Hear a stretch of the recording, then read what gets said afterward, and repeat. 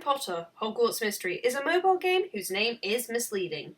While it's set in the wizarding world, it has nothing to do with Harry Potter, apart from some characters being in it. But Harry himself is absent, reduced to a name drop. The best way to describe the genre of this app is that it's an RPG as you roleplay as a Hogwarts student, leveling up your stats and friendships, and learning new skills. If you've seen some of the trailers for the game, not all of the footage is in-game footage. A lot of the trailers are CG with far more detailed models than the stylized ones used in the game. I feel like I should mention that by the creation of this video, the footage that we are using is out of date and not representative of the game currently. It was recorded at the end of January, and Lime has progressed through the game more, which is reflected in a couple of screenshots, which are more representative of the current build.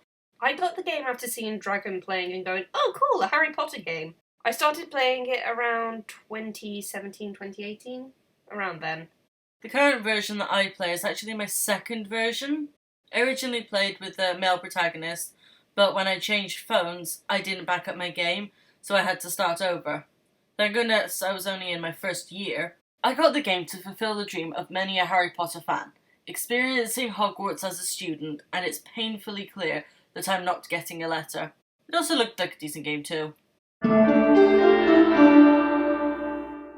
It is finally your time to go to Hogwarts School of Witchcraft and Wizardry in the 1980s, the decade before Harry attends. You befriend fellow student Rowan Kana, and both join the house of your choice. You start classes in charms, potions, and flying. Your character comes with a reputation, as your expelled older brother Jacob was a known troublemaker due to his association with the Cursed Vaults. Due to this, a rivalry begins between you and Marula Snide, a Slytherin student who proclaims that she is the most powerful witch. Over the years, you befriend a variety of students, including several Weasleys, Tonks, and potion enthusiast Penny Hayward. You undo the curses caused by the Cursed Vaults on your quest to find your missing brother. From your second year, you join your house's Quidditch team, making more friends, learning new positions, and winning the cup. Alrighty, on to the review. Characters are varied and introductions are nice, as you are introduced to both Wizarding World icons and new characters. Marula is a good rival. I like that you can romance her in the side quests. She has a backstory and some explanation for how she acts, so she's not entirely a two-dimensional rival. The game has improved since I got it originally. The new achievement events, the Celestial Ball, the Malfoys, were interesting. Quidditch gave a new addition to gameplay as well. It's nice to see Weasleys that movie fans haven't seen or know much of, like Bill and Charlie. You don't have to pay for things if you don't want to, you'll just have to wait. There's plenty of free opportunities to replenish your energy with the energy spots dotted around. This expands as you open up new areas and progress through the years. Learning new skills can also expand your energy counter. You can also use in-game currency, the gen specifically, to buy energy, which you can also obtain for free. It's an engaging story, not exactly a chosen one story like Harry Potter, as your character decides to do things to solve the mystery of your sibling's disappearance, and to save other students from danger, which leads to fantastical experiences. It's a nice Hogwarts experience. You play as you, and there's obviously wish fulfillment for those who like to imagine themselves as a Hogwarts student. Some events link together. Characters remember who took you to the Celestial Ball, for example. However, what you do in the special events is not referenced at all in the main story. Dueling has improved significantly since I originally had the game.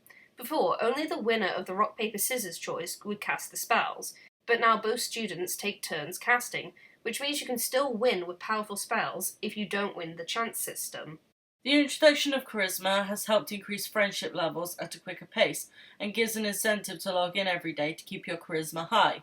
There's also incentive to perform friendship tasks with max-leveled friends, as you can earn special gifts from enough experience points. It can get repetitive after a while, doing the classes over and over while waiting for the next stage in the story/side quest, getting stats up to the level recommended for friendship tasks, and to select options locked behind stat levels. It's hard to get a hold of the notebook, so it's a struggle to do any of the magical creatures quests and collecting all of the creatures if you want all of them. On top of that, it's hard to level up your magizoologist skill. as you only get XP by leveling up your friendship with your beasts, getting none once they're maxed out. Some of the fan service is a bit much. While the Malfoy event was interesting, the Dobby fan service was a bit much considering how Dobby is amazed by Harry's kindness in the books and movies, when MC was kind to him long before Harry was. MC meaning main character. To expand on the previous point, your main character is a bit of a Mary Sue or Gary Stu. Your character rarely struggles to learn new skills and makes friends really easily. Some spoilers here, but your character can become an animagus, is a legimens, and can perform the Patronus charm, which is known to be a very difficult charm to perform. With some adult wizards and witches never being able to produce one at all. Yeah, so Mary fucking Sue. You can only have the outfit you pick from the events that give you an option, i.e. balls and dates. The others are locked out and you can't access them, not even be able to buy them with in-game currency afterwards. Certain items are locked behind a real money price tag, but they are luckily customization items for the most part, like different pet palettes and furniture for your dorm. You should expect to time out of events or classes if you forget how long you have and having to repeat things, or expect to pay 100 gems in order to buy extra time. Building on this, gems can actually be quite scarce. You can earn them in many ways, like randomly in class, by learning new skills, and earning 100 gems if your house is first at the end of the year.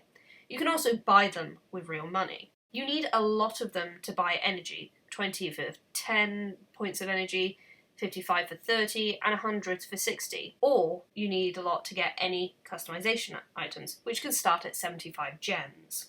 Packs you buy just aren't worth the money spent. A pack with a magical pet can be £12, including gems, coins, energy, and notebooks. An outfit pack can be $10.99, outfit, energy, gems, and coins. Normal packs of energy, gems, money, and a few notebooks, for example, 100 energy, 50 gems, 6 blue notebooks, 5 gold notebooks, and 2 red notebooks, are £9.49. The story is limited by the energy meter and waiting. Waiting can be really annoying, as the last bit of dialogue in the section you just played can mention that you'll need to do something soon or immediately.